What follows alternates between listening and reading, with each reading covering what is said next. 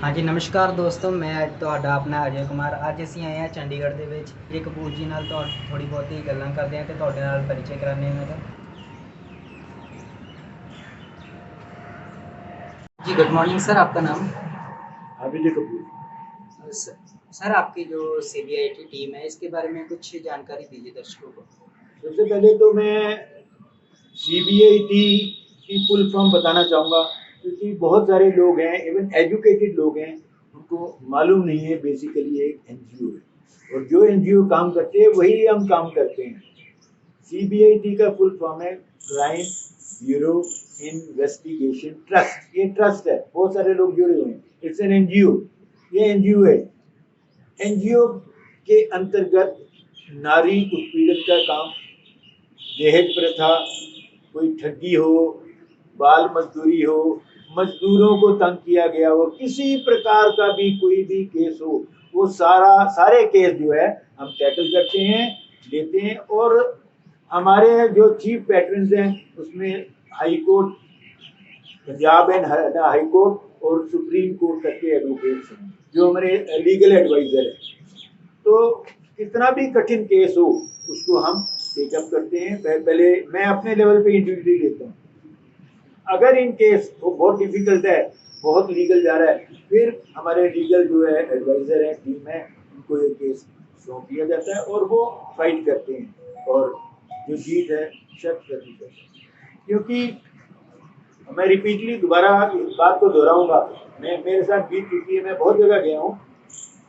बहुत सारे लोगों को ये वहम है कि ये एक NGO नहीं है। नहीं, बेसिकली ये ट्रस्ट है, NGO है। केवल इसका नाम है क्राइम ब्यूरो इन्वेस्टिगेशन ट्रस्ट। आप मेरे आई कार्ड को देख रहे हैं, इसमें लिखा हुआ है CBIT। टी का मतलब ट्रस्ट। और जो अदरवाइज जो पुलिस है, दूसरी रेगुलर गवर्नमेंट ऑर्गेनाइजेशन है CBI, वो अलग है, वो अपना काम है। हम NGO के तौर पे काम करते हैं और गरीबों की, असंगठित कामगारों की मदद करते हैं, अपाहिजों की मदद करते हैं। जितना किसी भी गरीब बंदे से या मध्यवर्गीय परिवार के नर से, नारी से कोई भी जाति कर रहा हो, प्रशासन का कोई भी अधिकारी, तो हम जाके पहले तो उसको समझाते हैं कि जो आप कर रहे हो वो गलत कर रहे हो। और मैं human rights of council of India के साथ भी जुड़ा हुआ हूँ। मानव अधिकारों का, संविधान का, मौलिक अधिकारों का मेरे को पूरा ज्ञान है। हम उनको यूज करते हैं, हम लीगल तरीके से चलते हैं। गैर कानूनी ना हम केस लेते हैं, ना गैर कानूनी तरीके से चलते हैं। जो CBIT है इससे कब से जुड़े हुए? मानव सेवा, वरिष्ठ नागरिकों की सेवा, पूरे नागरिकों की सेवा करने के लिए पहले मैं human right council of India का चंडीगढ़ ट्राई सिटी का प्रेसिडेंट, तब से जुड़ा हूँ। और ये जो क्राइम ब्यूरो इन्वेस्टिगेशन ट्रस्ट है, इसके साथ मुझे जुड़े हुए 2-3 महीने हुए, ज़्यादा नहीं हुए। और मैं इसमें काम कर रहा हूँ। मेरे को, मेरा पैशन है, मेरी रुचि भी है, गरीबों की मदद करना, वो मैं कर रहा हूँ। सर जैसे कि देखते हैं हम लोग, कई गरीब ऐसे होते हैं जो मतलब फ़ोन वगैरह कम चलाते हैं, तो अगर वो आपको कांटेक्ट, अगर आपका कहीं से वो वीडियो देख लेते हैं, वो आपको कांटेक्ट करना चाहते हैं, तो उनके लिए मोबाइल नंबर अपना बता दीजिए। 623953 641। एक बार दोबारा दोहरा दीजिए। 623953 641। आप चंडीगढ़ में रहते हो, तो आप सिर्फ चंडीगढ़ के केस हैंडल करते हो कि अदर स्टेट या जाके भी कर सकते हो? नहीं, मैं ऑल ओवर इंडिया, पूरे भारतवर्ष में करता हूँ। और मैं मुंबई में भी रहता हूँ, वहाँ पे भी मेरा घर है। मुंबई में भी मैं काम करता हूँ, दिल्ली में भी करता हूँ, चंडीगढ़ में भी करता हूँ, लुधियाना। आप कोई भी स्टेट ले लो, कोई भी राज्य ले लो, कोई भी सिटी ले लो, कहीं का भी कोई भी पेचीदा डिफिकल्ट केस है, उसको मैं टेकअप करता हूँ। ऐसी कोई बड़ी बात नहीं है। ओके। और जैसे कि कई लोग वीडियो वगैरह देख के ना गलत लोग आ जाते हैं कि जैसे वो क्रिमिनल हैं, वो कहते हैं कि हम आपको पैसे दे के काम करवाना चाहते हैं, तो क्या मतलब आप उनके लिए क्या मैसेज देना चाहते हैं? नहीं, देखो ऐसा है, क्योंकि मेरी जो क्राइम ब्यूरो इन्वेस्टिगेशन ट्रस्ट है, ये मीडिया को वॉच करती है। हम एक एक बंदे को वॉच करते हैं, व्हाट्सएप है, फेसबुक है, मैसेंजर है, एक एक मेल हो फीमेल हो, हम सबको वॉच करते हैं। मेरे पास बहुत सारे लोगों की आईडीज़ हैं, क्या वो फेक हैं, फेक बना के उन्हें डालते रहे, आप मेरी मदद कर सकोगे। मैं कह जी किस प्रकार की मदद है? कि जी मेरे को ना इतने पैसे डाल दो, है ना।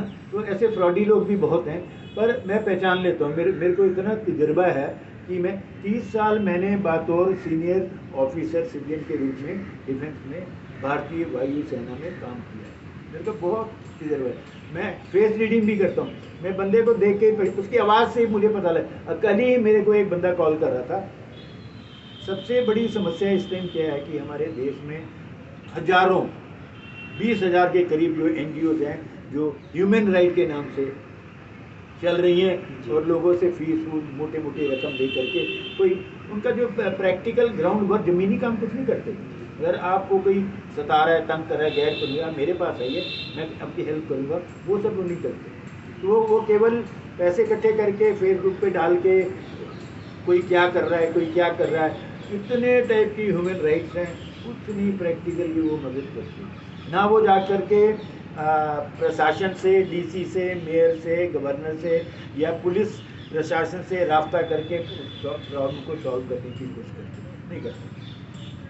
हमारी जो CBIT है वो ऐसा काम नहीं करती। हम जितने भी जो भी लीगल केस हैं वो हम टेकअप करते हैं जरूर कर। अच्छा, सबसे बड़ी समस्या जो मैंने आपको बताई यही है कि बहुत सारी संस्थाएं वो क्या करती हैं, जगह जगह फंक्शंस करेंगी, बड़े बड़े सितारों को बुला लेंगी और ये लोग, वो NGO का काम थोड़ी है।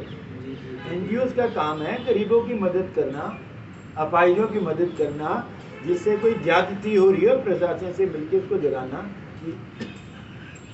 सॉरी। तो NGO का काम वो नहीं करते हैं, बहुत हैं लगभग। तो इन सब के ऊपर जो हमें मालूम है इनके बारे में, तो अगर आप मेरे को फ़ोन करोगे, मैं आपकी आवाज़ से, आपके डायलॉग से पहचान जाऊँगा कि आप कौन हो, फेक हो के रियल समझ हो। मेरे को कल ही एक फ़ोन आया था, मैं नाम नहीं बताऊँगा, ना शहर बताऊँगा। वो कह रहे जी बड़े उल सवाल को, पहले कह मैं आपसे जुड़ना चाहता हूँ।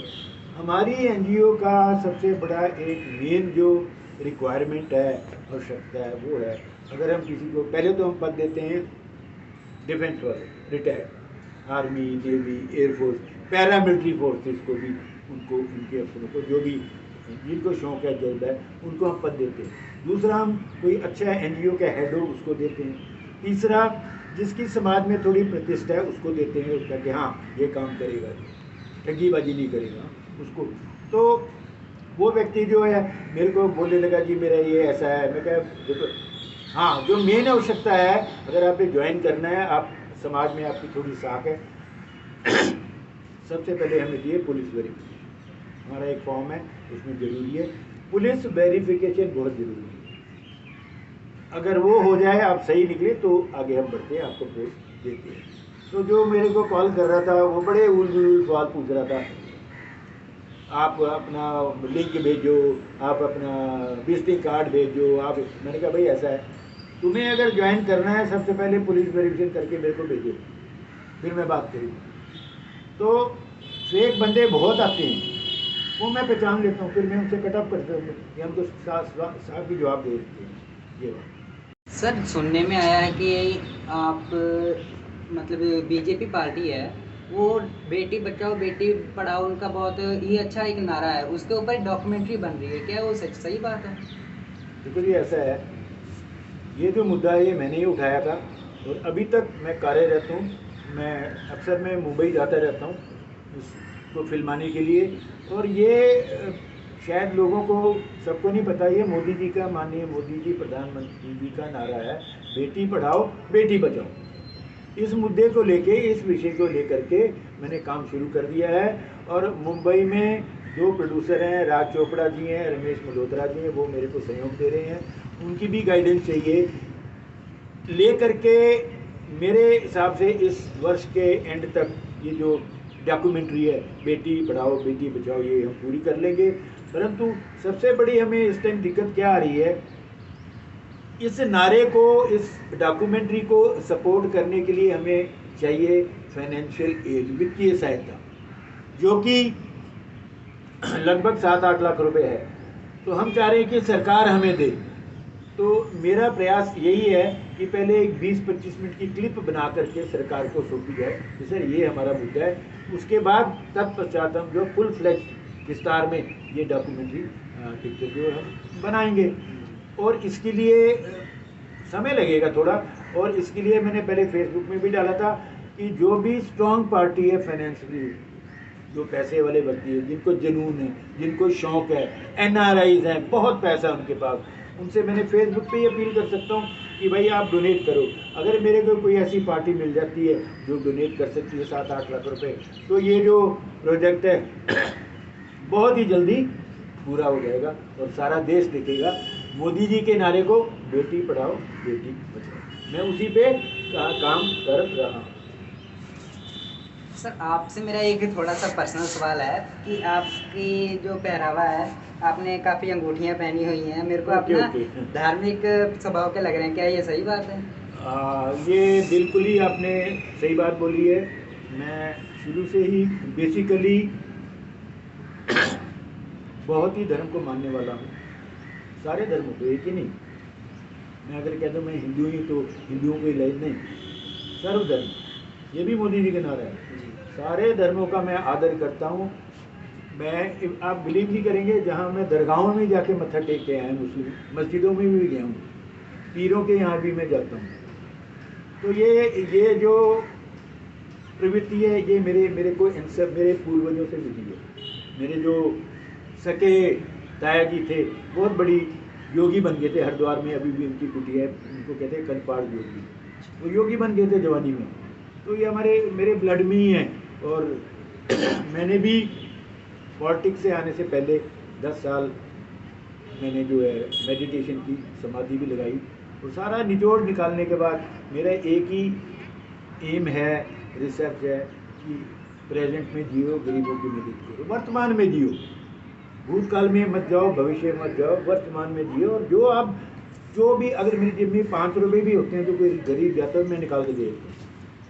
हालांकि फाइनेंशियली वित्तीय तौर पे मैं इतना स्ट्रांग नहीं हूँ, फिर भी जितनी भी अपनी तरफ से कोशिश होती है वो गरीबों की मदद मैं करता हूँ। और मैंने बताया कि इवन मैं जैसे जाता हूँ कहीं गाड़ी से रास्ते में, अब जो मांगने वालों की जो बेगर समस्या है बहुत है, ट्रैफिक में भी अड़चन भी होती है, पर क्या, हाँ मैं केवल उन्हीं को देता हूँ जो सचमुच में अपाहिज हैं, किसी की टांग नहीं है, हाथ नहीं है, कोई गूंगा है, मैं उनको देता हूँ। मैं हटे कटे को पैसा नहीं देता। तो ये जो धार्मिक प्रवृत्ति है मेरे ब्लड में है।